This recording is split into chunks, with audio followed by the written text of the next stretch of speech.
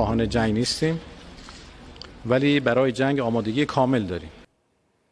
Iran's foreign minister says the Islamic Republic is prepared for war, but also ready to negotiate. It comes as U.S. President Donald Trump considers how the U.S. will respond to the regime's violent crackdown on protests. Human rights activists say 500 people have been killed over just 15 days, but they say investigations could see that number double. Iran is threatening to attack U.S. and Israeli targets if Washington responds militarily.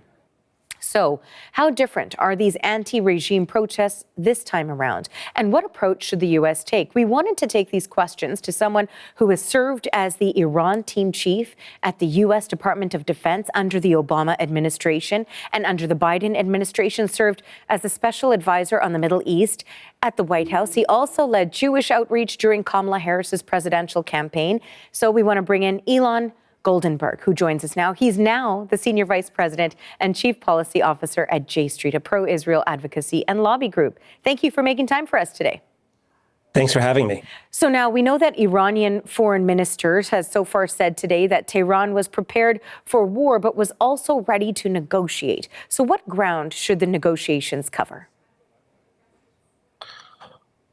Well, look, I think I'm not sure we're going to actually have negotiations. I'm not exactly sure what we are going to have at the moment. I think you have an Iranian regime that is flailing around a little bit. We are seeing the most significant protests in Iran since probably 2009.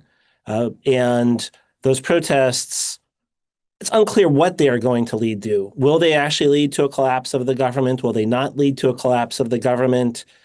So far, you'd have to say that the higher likelihood is that they don't. We still haven't seen really any of the security forces start to turn on the government, which is what you'd expect to see. And it was really the key element that comes when governments start to actually collapse and regimes start to transition. And so we're not seeing that yet. We haven't seen the Islamic Revolutionary Guard Corps go in that direction. What you have seen is a very brutal crackdown. And so that's maybe I'm just starting there before we get into negotiations of the overall situation, but it's incredibly uncertain. And I'm not exactly sure what an American negotiation at this time would look like, but I think it would probably have to start with discussions of, can you have some kind of a transition in Iran? And I guess that is the question. I mean, we have seen certainly uprisings such as this over the past several years, wondering how this is different, particularly when we consider the U.S. rhetoric on what all is unfolding. Yeah, well, I think two things are different. One thing is actually the same, and that is the Iranian people are asking both for concerns about human rights, social liberalism, and a better economic opportunity. I think what has changed is the international context. The war last year and really the conflicts of the last couple of years have demonstrated real weakness of the Iranian government. At the same time, we also have in the United States and President Trump, somebody who is pretty reckless and wild and willing to go out there and threaten military force at this point, which, to be clear, at least my position and my view is there are things the U.S. government can do diplomatically. There's also other things it can do to support the Iranian protesters at the moment. For example, if there's steps the U.S. can take in the cyber realm to try to relieve what's been an internet blackout inside of Iran, the international community can do that. I think statements of solidarity and support from the entire world are important and valuable to the Iranian protesters. And if you can actually get into a diplomatic negotiation where you look for the Iranian government to take steps to both stop the crackdown, but even start to transition or give its people more rights, I'm much more skeptical about that.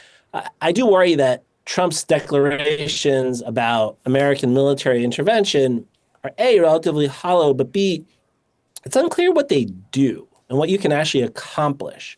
What you're much more likely to do is trigger an unpredictable set of violent consequences inside of Iran, whether it's something like a Syria scenario where everything really does start to collapse, whether it's the regime using the strikes to go after Israel and the United States and the Gulf and try to rally the flag against international intervention, whether the regime uses it to discredit the protesters.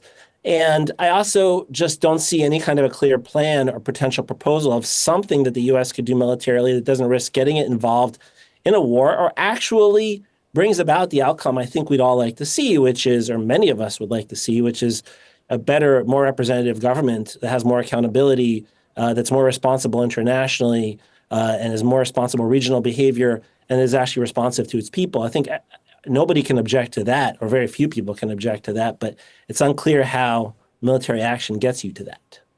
And certainly that is one of the concerns that we're seeing when it comes to those comments that we heard from the U.S. president talking about military action potentially, if that is something that he deems to be required in this situation.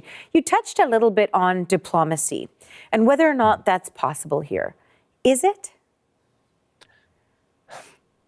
I don't think the U.S. has much of a role to play in terms of diplomacy because there's just very little trust between the Iranian government and the United States at this point. So I read the Iranian declaration that we want to negotiate with the United States as just a desperate throw, let's throw everything at the dartboard to try to calm the situation down from a pretty, concerned and desperate Iranian leadership.